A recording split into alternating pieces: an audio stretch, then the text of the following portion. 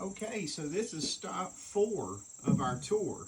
So the first thing I want everyone to notice, I'm going to step aside here, is to take in the distance. If you can see the silver truck out there, it's going to indicate that the distance between this cabin and the main house is almost 1/4 mile.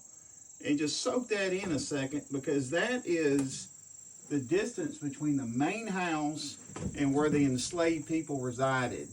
Originally, this had approximately 6 to 8 cabins, but the only thing that remains today is this solo cabin here, which is about 15 feet wide and about 18 feet high. It's very sturdy, it's well built, and only a few modifications over the years have been added. Now the quarters here has got a single fireplace, which also doubled as a kitchen.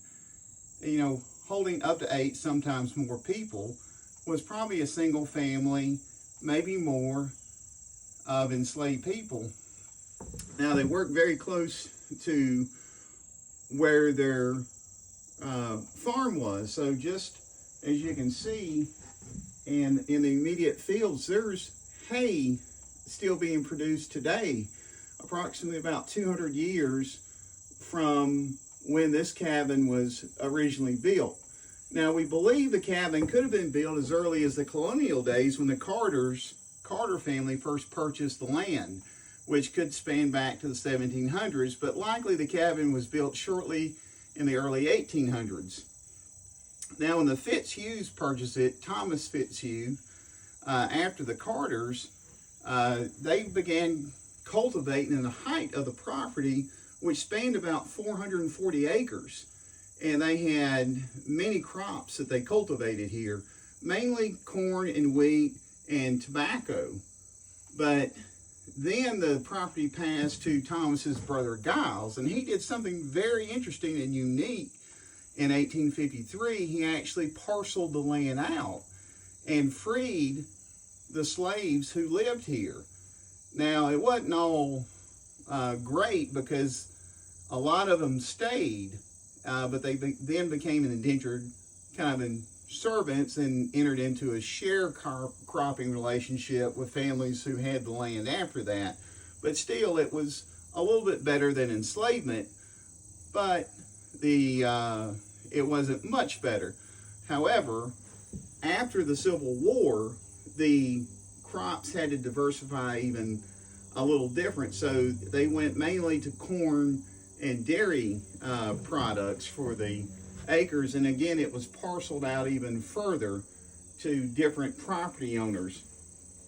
Now Giles was ahead of his time, and it's kind of unique how the property didn't get burned down in the Civil War, which was a testament to playing the political lines for the family during those 1860s and 1870s.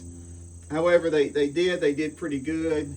But I want you to kind of envision yourself here working as an enslaved person, or even as an indentured servitude, working these fields, getting up in the morning. It was a little different. There wasn't any education.